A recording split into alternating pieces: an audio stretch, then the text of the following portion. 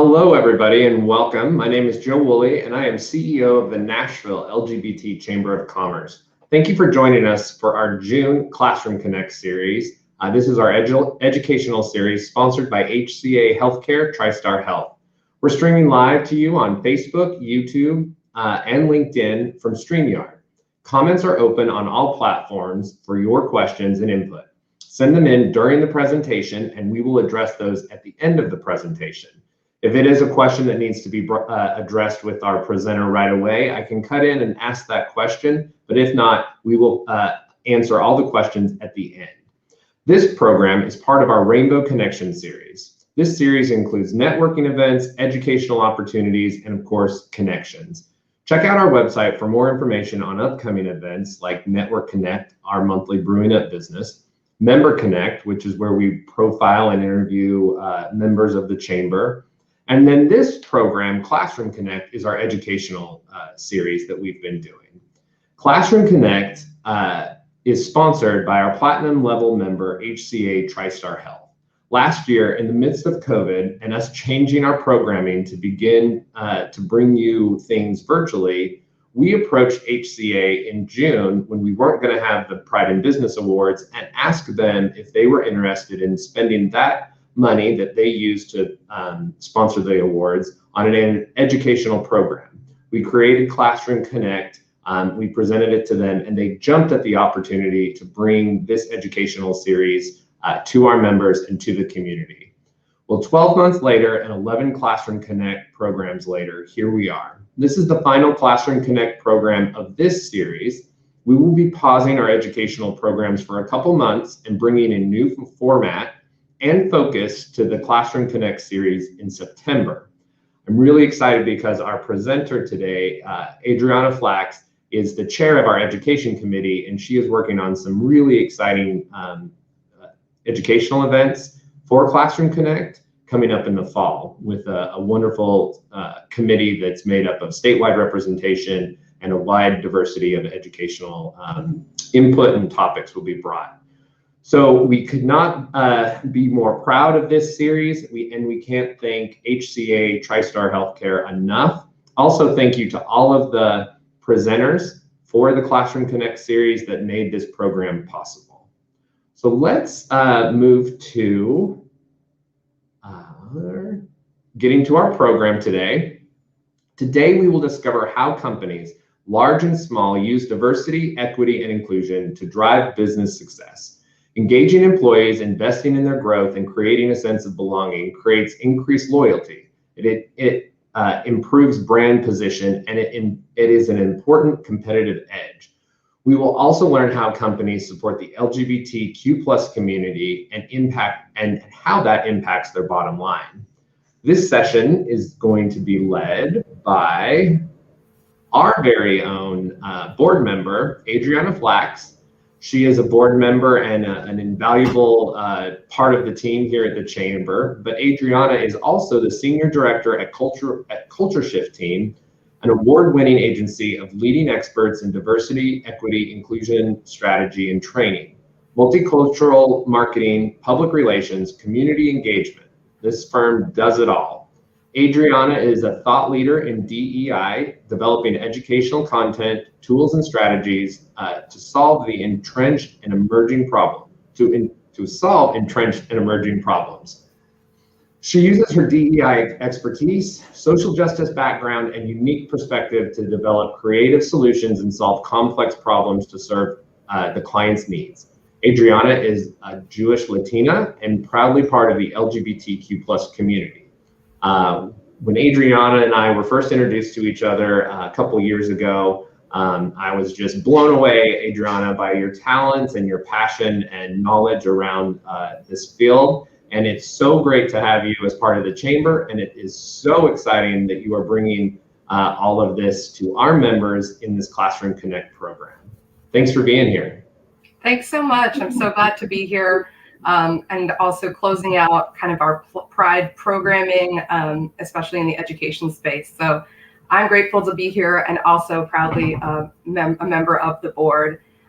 So Are we getting started? Should we get Yeah, started? let's take it away. This is a great way to wrap up Pride Month on an educational high note with this education and wrap up an incredible Pride Month. We're excited to hear from you and take it away.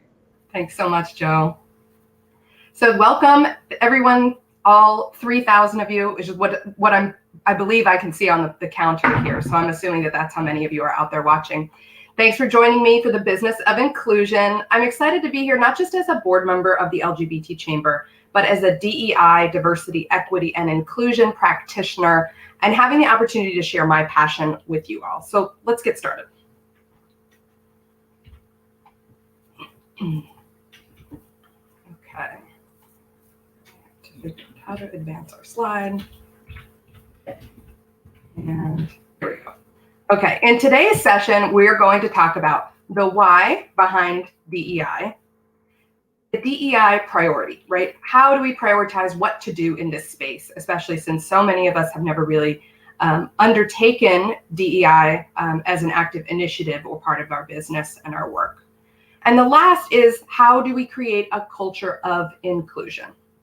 Next, we're going to I guess we'll start with the why behind DEI, but the first thing that's important is to define what is DEI. So diversity, the first part of the D in DEI here, is simply put, it's difference. It's our different identities. Here's where we talk about our different aspects of ourselves, right? So that can be our education, our work style, our personality, our race, our ethnicity, socioeconomic status, class, gender, gender identity, sexual orientation, country of origin, abilities, heritage, our political views, our religious views, and other affiliations. These are the things that make us unique, but also the parts of us that belong to some of these groups. Diversity is shown in your organization through your demographics.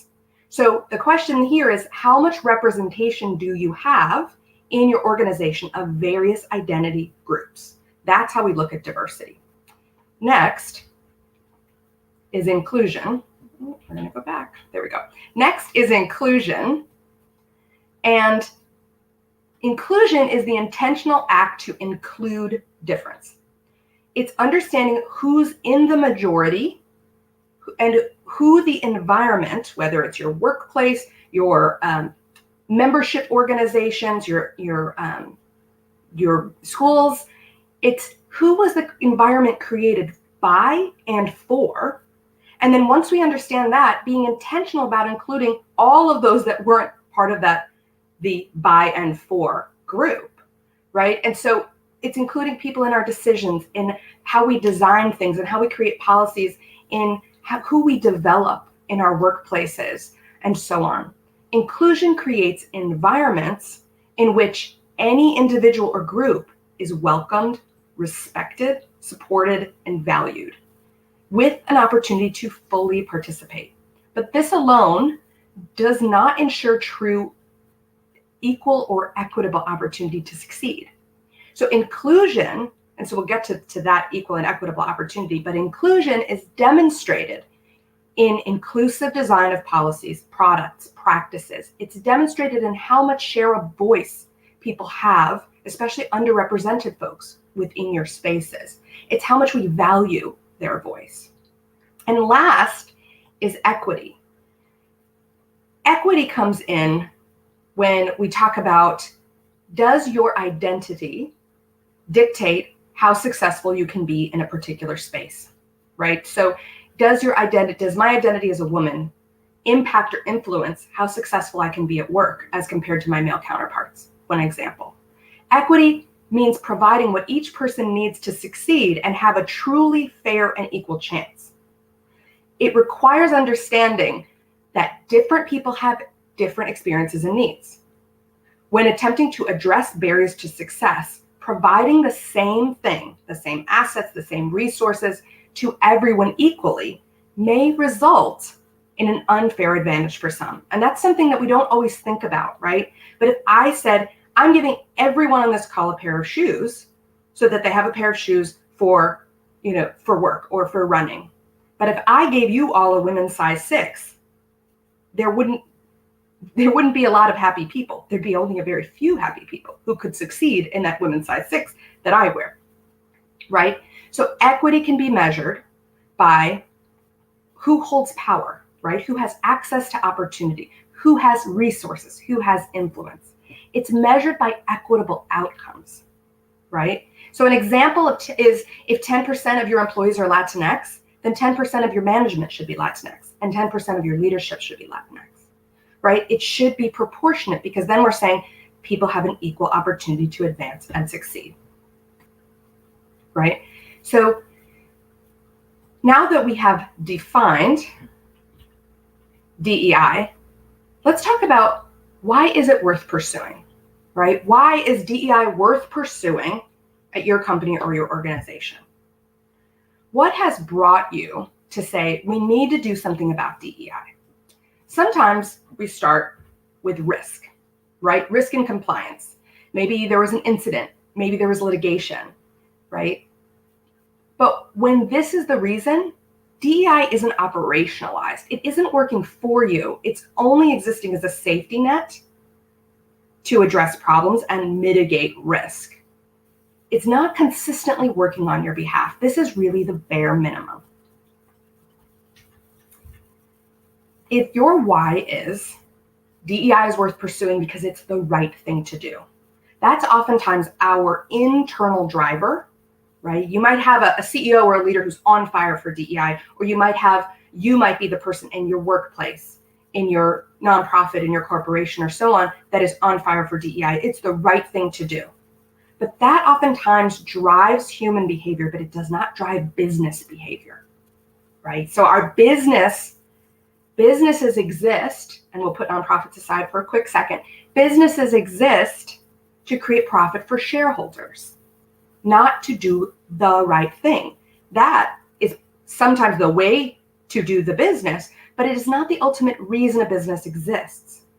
So the right thing to do lives in the hearts of people, but not in the entity of the business oftentimes. So we undertake DEI as the right thing to do, but then what happens when there's a pandemic and budgets are cut and people are cut? DEI gets put off to the side. It becomes programmatic. It all goes to the wayside. What about when there's a recession? Now we just have to cover our costs. We have to make sure people are employed. We have to make sure our business doesn't go under. So the right thing to do lowers in importance. We then just do the thing we have to do. So a lot of organizations came to us last summer after the successive murders of Ahmaud Arbery, Breonna Taylor, and George Floyd, because they said, we're being held to account for the right thing to do to support our staff, our customers, and our community. But again, if it's episodic, if it's only a reaction to a societal harm, if it's only in the hearts of people, it doesn't get operationalized and it doesn't get integrated with your business goals. So this is an important driver, but it shouldn't be the only driver. Lastly, if your why around doing DEI work is to gain a competitive advantage for your organization, then you understand how DEI can work for you toward your success as a business, as a nonprofit, as a college, as a school, and so on. If you understand that DEI is how you reach organizational goals, then your why is strong. And I'll explain how they get wrapped up into each other. Right? The competitive advantage, it means understanding demographic shifts and saying our customers are changing, our prospective hires are changing. We've got to leverage these changes for our advantage. So we have to hire people who are different than our majority. The competitive advantage is also about attracting and retaining that top talent. And when we say top talent, I don't just mean diverse talent, and I don't just mean the majority talent. I mean, we look at people who can bring innovation, and oftentimes that is bringing in those who have thoughts, experiences, and perspectives that are not like our majority. So when we think about top talent, we have to think about it a little differently. Additionally, this competitive advantage brings us new pipelines. When I have people who are not of our majority who are underrepresented, now I have access to maybe more of their customer base, their community, their pool of network for hiring, right? I mentioned the difference in thoughts and perspectives. It creates innovation and it creates opportunity in new markets. And this is when a company can be the employer of choice, when they do this well. This piece, the right thing to do, is always going to be part of it in the hearts and minds of so many people within your organization, but it's got to be an underpinning of that competitive advantage. And then bonus, you get the risk and compliance piece, because when you do inclusion well, you open yourself up to far less risk and you address those compliance needs. This is what you get when you understand DEI as a business imperative. So let's talk about, how do you prioritize DEI? How do you prioritize what to do? Where do you start? Here are our 3 pieces of diversity, inclusion, equity. Like I said, diversity is numbers, right? It's how much representation do you have of different identity groups. Inclusion is about their experience that employees, customers, stakeholders, members have when they interact with your organization, right? Do they feel included? And the last is equity. Equity is about outcomes. It's often policy driven, and it helps ensure that there are equitable outcomes for success for people regardless of their identity. In this one, the question is, can you demonstrate that identity is not a determining factor in people accessing opportunity and achieving success? So where do we start? Do we start with numbers? Do we start with experiences? Do we start with those equitable outcomes? We start with inclusion. Why do we start with inclusion? If you start with diversity, you recruit people who are underrepresented. They're not part of your majority at your organization. So they don't feel included. They don't feel understood. They don't have that equitable opportunity of success. You burn and churn people. And you can get in this cycle for a very long period of time and not know, why is it not working? Why do we lose underrepresented talent? It's so costly. It's more so not even just the tangible investment in people, but in the reputation and the trust that you lose when people leave and say, that's not a good company to work for. That's not a good company to buy from. They don't get it. They never made me feel valued. They never made me feel included. It's costly. And when this is done poorly, that burn and churn, focusing only on diversity numbers and recruiting, it could take a long time to rebuild that trust in underrepresented communities. You, of course, can't start with the equity, because if you don't have the demographic numbers, if you don't have enough representation of difference, your policies aren't going to create much in terms of equitable outcomes, because you don't have a lot of difference in identities and in perspectives. So you start with inclusion.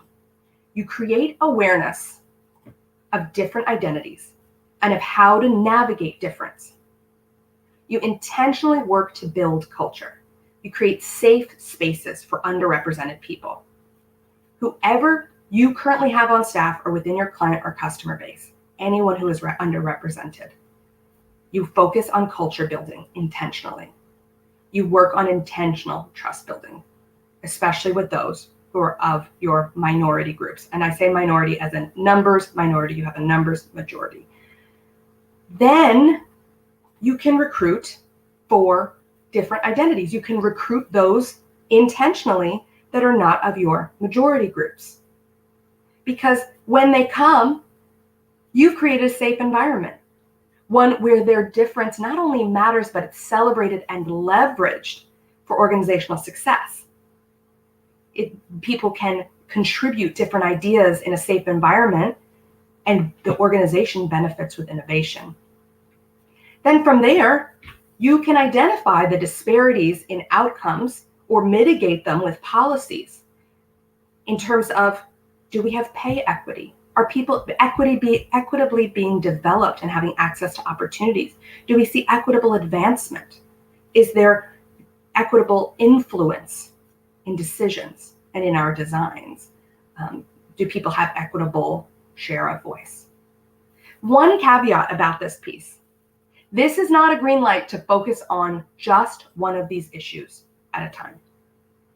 But it's helpful to understand the order of how each of these impact each other so that you can prioritize your actions as an organization. So we start with inclusion. So how do you do inclusion? How do you do it? In a Deloitte report,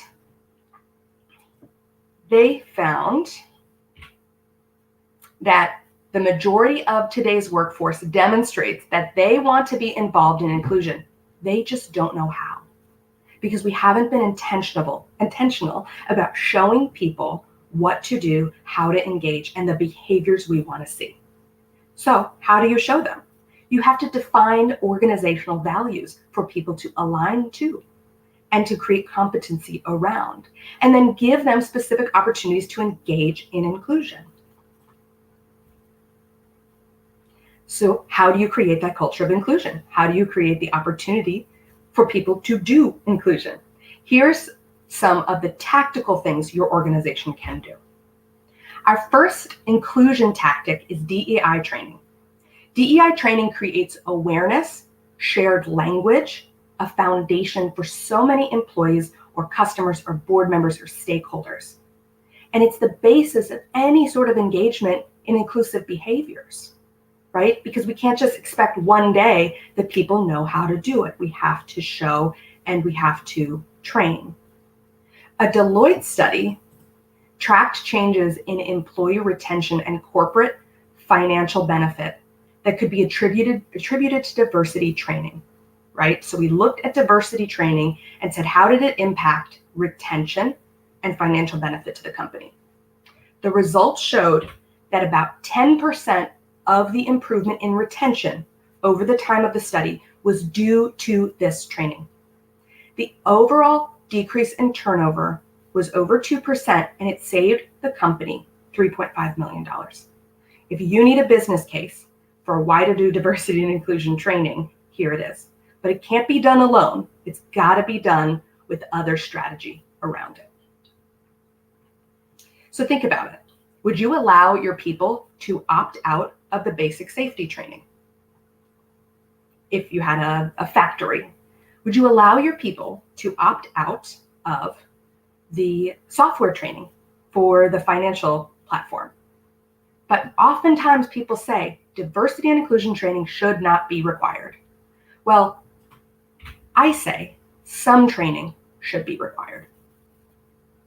Think about the LGBTQ community and inclusion in the workplace.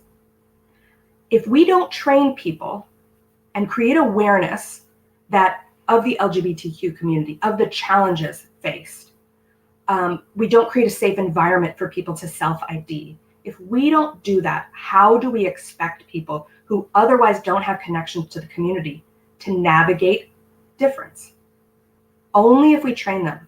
Only if we have a company that says, this is so important, it is a competency that everyone should have, even if it's just the first level of DEI training. This is a very controversial issue. Some people say it shouldn't be required, it shouldn't be mandatory. But think, what other trainings do you get to opt out of? And if you have an organization that has factory floor or other construction, people don't get to opt out of the safety training. Why? Because it's unsafe and someone could get hurt. Why would we opt out of the DEI training? It literally makes people unsafe when we don't have it and people get hurt. And a note to managers, whether the training is required or not, don't schedule over the training. This is how you support inclusion. Do stress the importance of the training and how it aligns to the organization's success. When we have this training, then this thing happens that makes us successful. Remember your organization's why. The next inclusion tactic is BRG engagement. BRG are business resource groups or employee resource groups. They are voluntary employee-led groups that foster a diverse, inclusive workplace aligned with organizational mission, values, goals, best practices, and objectives. Other benefits include the development of future leaders in your organization, increased employee engagement, and expanded market reach. The chamber, the LGBT chamber here in Nashville, has a program called Corporate Connect, where those that run BRGs and ERGs at organizations, that might be a hired staff role or it may be a volunteer role, these employee-led affinity groups, the chamber has Corporate Connect, where these groups can come together and share best practices and convene and network. And I want to point out that the LGBT chamber in Nashville is the only chamber that offers this. Why? Because of this tremendous mutual benefit that it creates for employees and for companies. According to a publication called Personnel Review, ERGs or BRGs are beneficial in leadership development, helping employees bridge cultural differences across corporate boundaries. That's so important, building cultural agility within the company and building a connection between the company and a community they might not otherwise have access to. It boosts the company's reputation. At BRGs, through their events, through their professional development, through their community work, employees can be their authentic selves. This is where we can create belonging. Employees network, they gain experience, like I said, exposure to leaders. They make connections to their unique community within the company on the company's behalf. They are building the trust, they're building the brand, and they're building your next pipeline of underrepresented or diverse folks. They create these valuable connections. And this happens through intentional community relationships and building relationships, oftentimes that are long-term and invested engagements rather than transactional engagements, right? We showed up and we did a volunteer thing and we left, or we sponsored the event and we left. No, these are people who, whether it's your African-American employees, your Latinx employees, your LGBTQ employees, that are part of their community and they're building bridges for you and with you. So create opportunities for people to engage around their identity, even if BRGs aren't right for your organization. Some may be too small, right? Or some may not be ready yet, but create opportunities for engagement around identity because it promotes the sense of belonging. And a note for managers, don't schedule over the BRG events. This is how you support inclusion. Do sponsor BRGs. Do attend BRG events, even if you are not part of that identity group. It is a tremendous impact when a leader shows up as an ally and a supporter of a BRG or an ERG group. And tap your people on your team to engage in BRGs or ERGs or whatever identity-based belonging type group that your organization may have. This is an inclusion tactic. Last two inclusion tactics. Mentorship. The Forum on Public Policy said, research has proven that mentoring is linked with higher levels of career success. That just makes sense, right? But however, women, for example, face barriers in obtaining mentorship opportunities. And this is true for any underrepresented group within an organization. If you have more male leaders, you will have fewer women who are mentored. If you have more white leaders, you will have fewer people of color who are mentored. If you have more straight leaders or cis leaders, you will have fewer people in the LGBTQ community who are mentored. This is not because we're bad people or because those who aren't doing the mentoring are bad people. It's because our biases are at play and we see assets in people who are like us. So mentoring is already happening whether you have a formal program or not. We just do it naturally. But inclusive mentorship requires intention. It creates pathways for people to advance in your organization, to have exposure to leadership, to have that safe place to innovate and bounce their ideas, and it can lead to some of these equitable outcomes. So important, be intentional in your mentorship, whether it's a formal program or not. Consider your unconscious bias.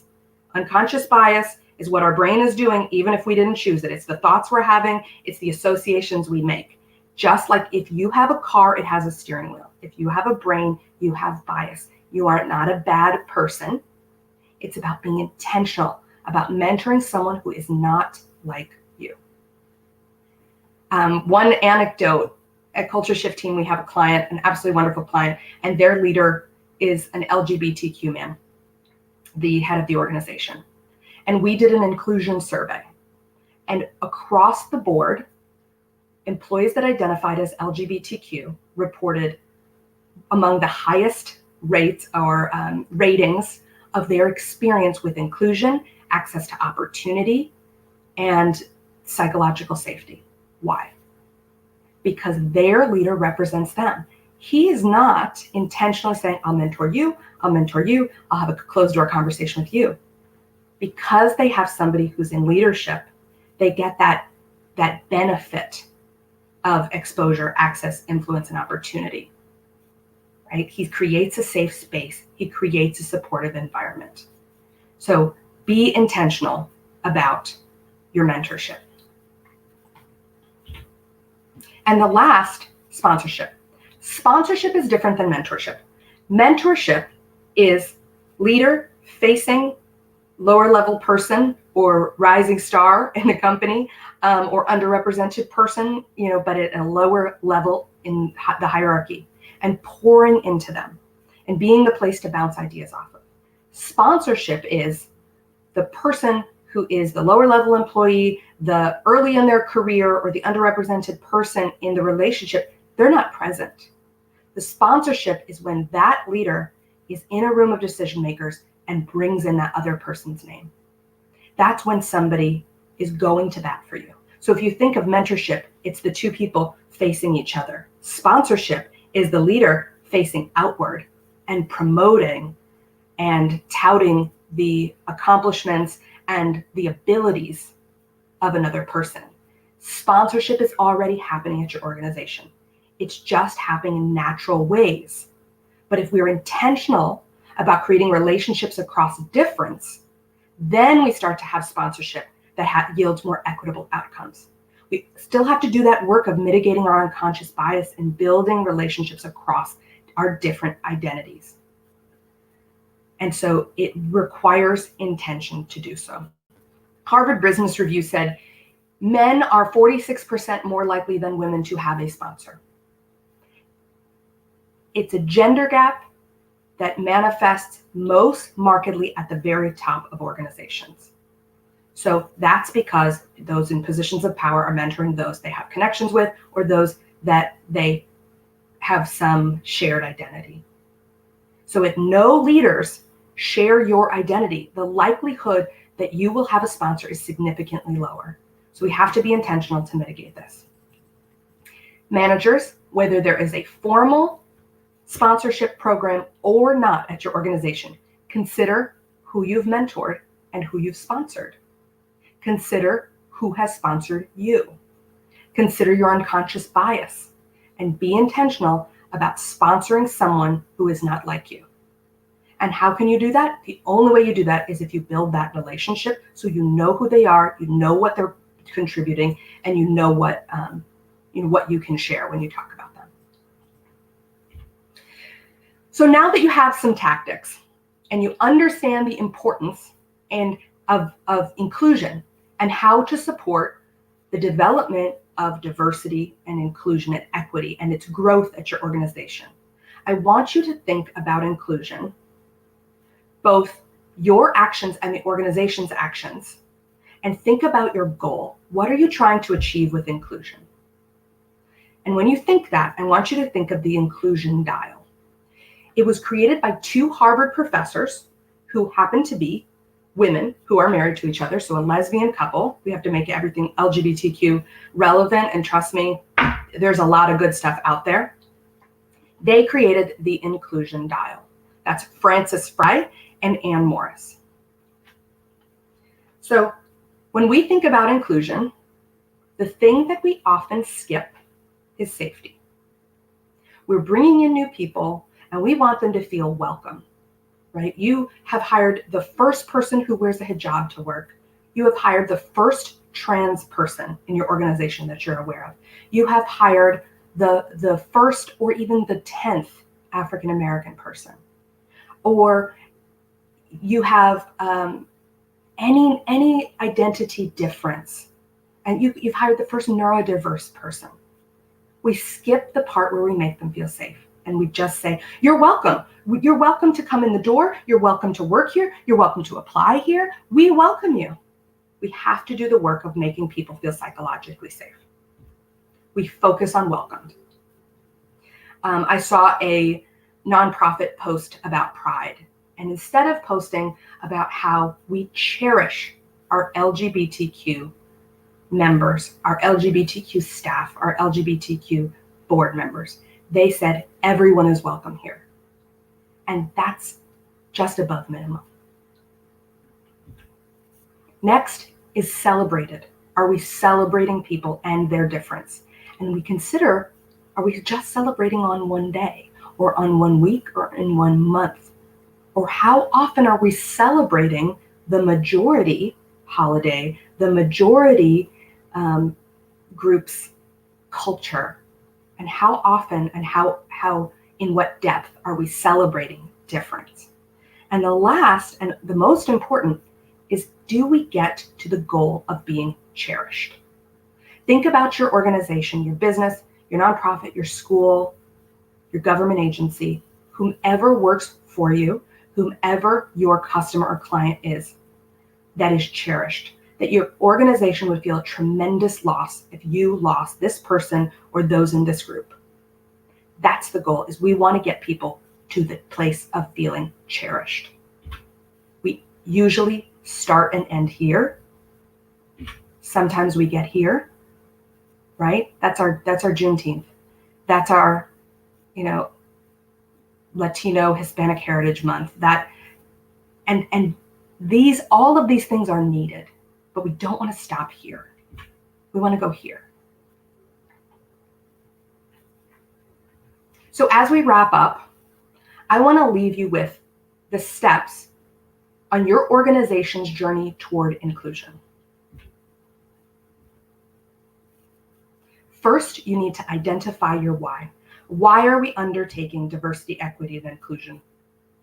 Why are we doing something that we have to be intentional about, that takes long-term culture change?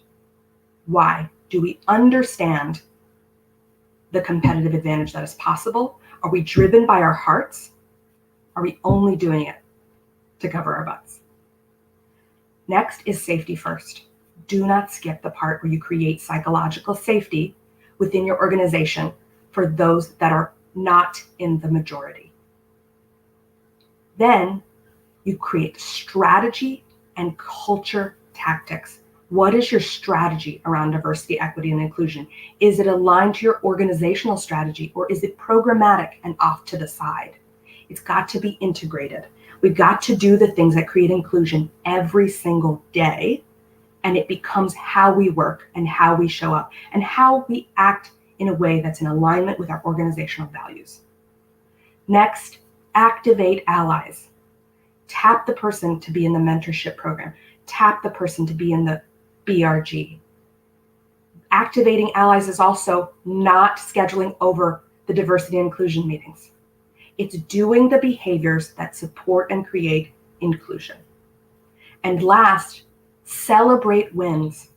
Celebrate them loudly. Talk about the work you do. Diversity and inclusion is hugely a PR job within an organization. People don't think that, or maybe want to think that. But if nobody knows what your diversity, equity, and inclusion work is and what it is accomplishing, you really aren't creating a ton of benefit. It's benefiting a few, and they may not even be aware of it. So celebrate the wins in creating inclusion. Talk about it, promote it, use your internal newsletter and your external newsletter.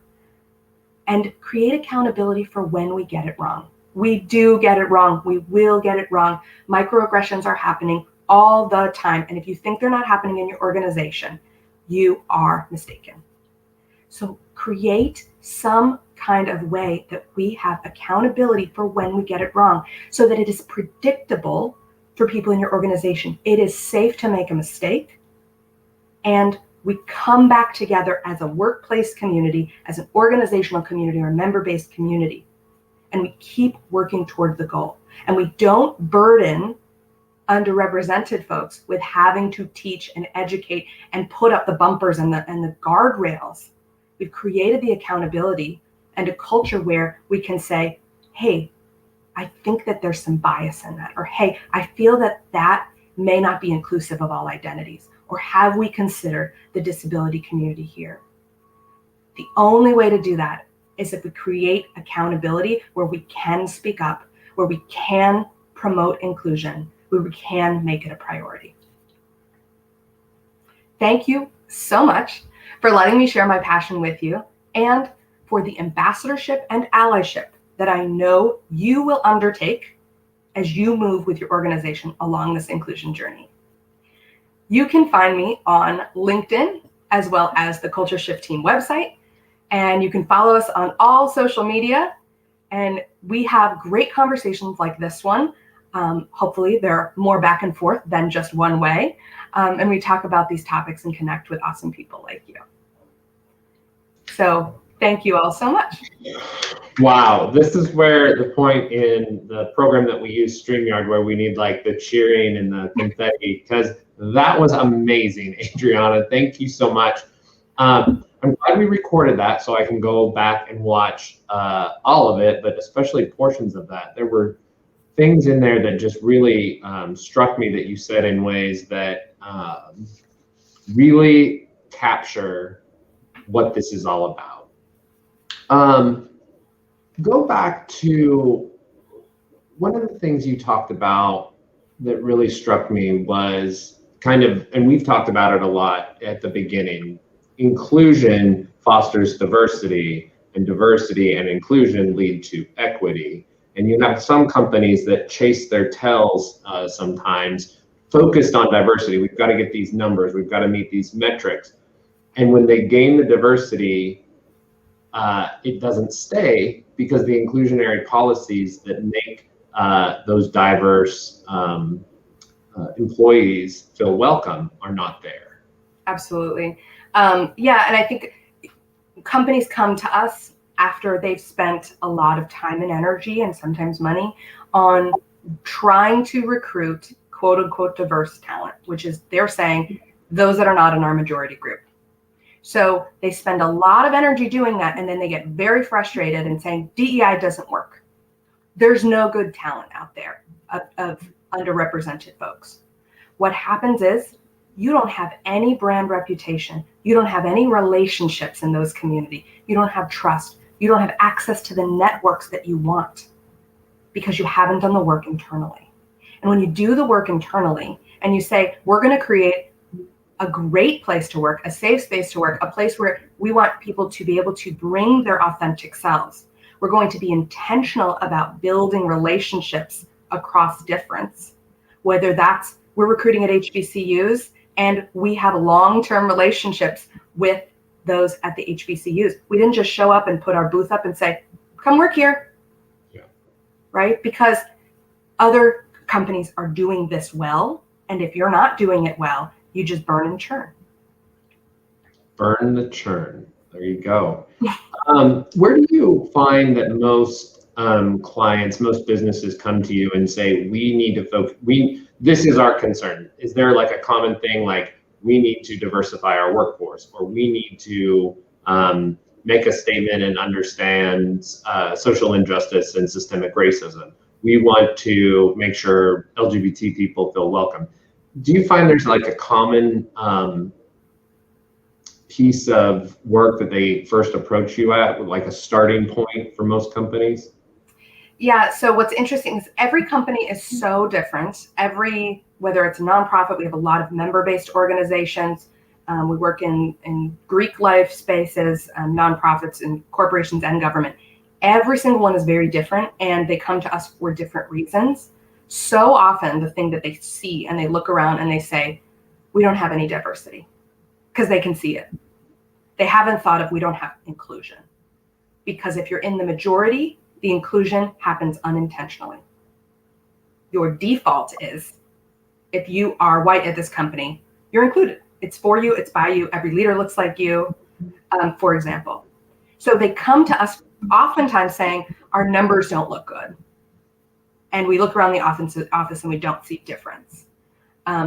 It's less that we don't feel inclusion, or we haven't, had that, we haven't had experiences with inclusion or positive experiences, because sometimes people just aren't there, right, to be included or not included.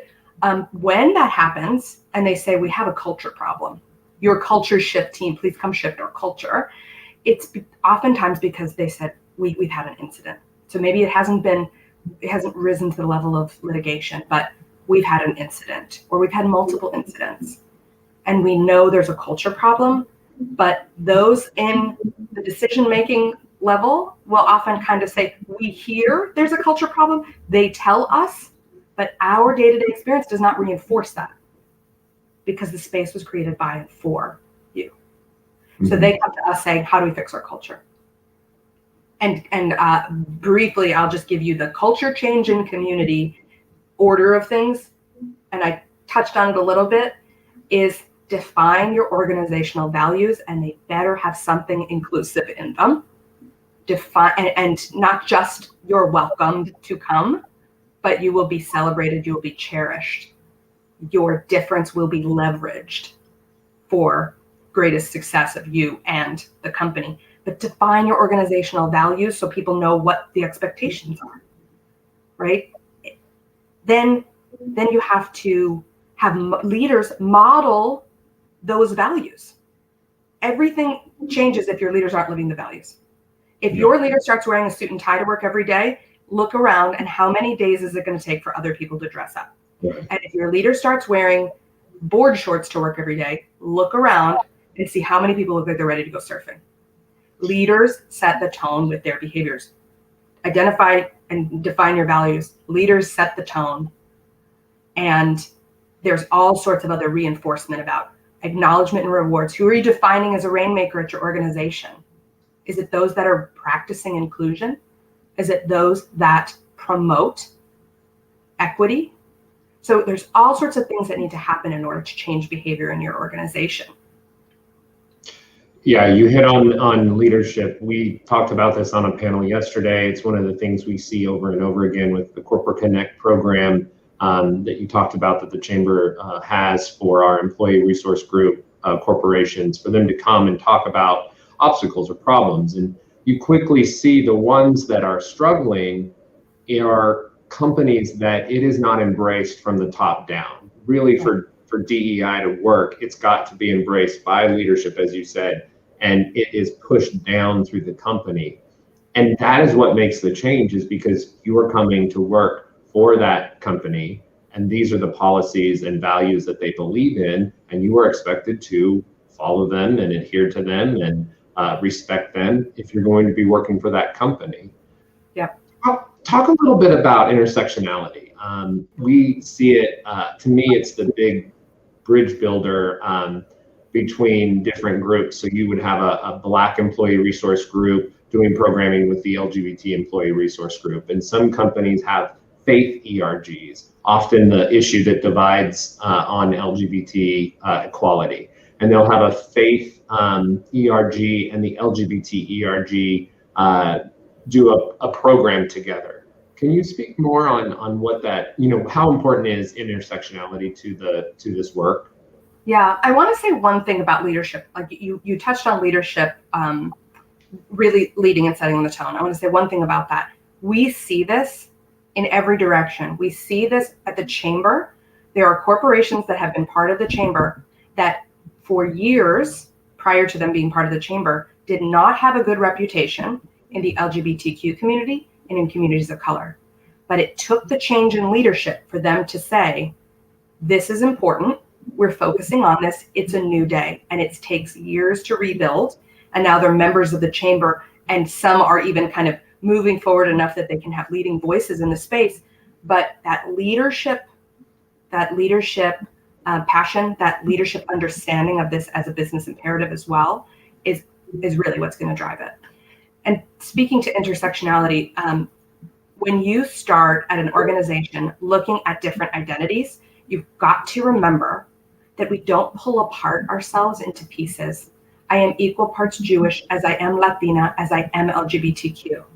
So the way we serve people has to keep in mind intersectionality, and it has to celebrate our tremendous uniqueness across difference. And when we understand that DEI is either working for us or against us, it is always at play. If you're not understanding intersectionality, DEI is often working against you because you're not letting people show up as their full and authentic selves. I previously, I guess earlier this week, I did a spoken word piece about being LGBTQ at work. And at one point in that, I explain that when I worked at a faith-based nonprofit, and when I started there, they had employee resource groups, and I could join the LGBTQ employee resource group. And I explained that I was part of that group, but I still wasn't out as being Jewish at work. I was a closeted Jew, but I was an out Pam. Oh, yeah. And so it's because the company was doing such great work, but I didn't feel a safe space as a Jewish person. So I'm again sort of severing myself and saying, this is where I can feel safe. This is where I can feel safe. Oh. Intersectionality says you are a multifaceted, multidimensional person, and we want to celebrate all parts of you. That is an excellent point. And that's what it's about. It's about bringing your whole self to work, your authentic self to work. The business of inclusion, it is definitely a business. How have you seen this change in the last couple of years? I feel we have seen it change here at the Chamber with the growth of our membership, with corporations joining. This is how young people out of college are really choosing where they're going to be employed. It's no longer about the best benefits package or the highest pay, or do you have do you serve beer in the break room? It is, can I bring my whole self to work? Do you have the values? Do you share the values that I share? And I feel included. How have you seen this change in the last couple of years? Yeah, great question. I love that sort of scenario. It's sort of like belonging is first and beer in the break room is second. Yeah. It's a close second maybe, but it's still second to belonging, because if I'm not going to go out there and have a conversation with someone who's different than me and I'm sitting in my office, I'm not going to stay very long, no matter what your perks are. So how has this changed? That's such a good question. I was just talking to one of the other culture shift team leaders about this. Was the youngest generation that's entering the workforce, or that's even in college, right? The Zoomers, they very much are driven by the right thing to do. It's a very idealistic, also demand for change generation in such an incredible way.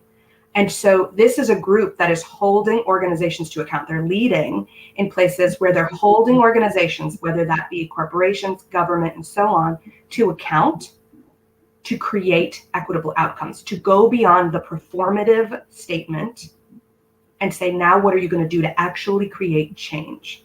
So it's an interesting shift from a shareholder-driven power model to a stakeholder-driven power model, right? When the shareholders had the power more or entirely, it was, you better just put up with this. This is how work is. You're lucky to have a job. You better just put up with it because we're selling this product.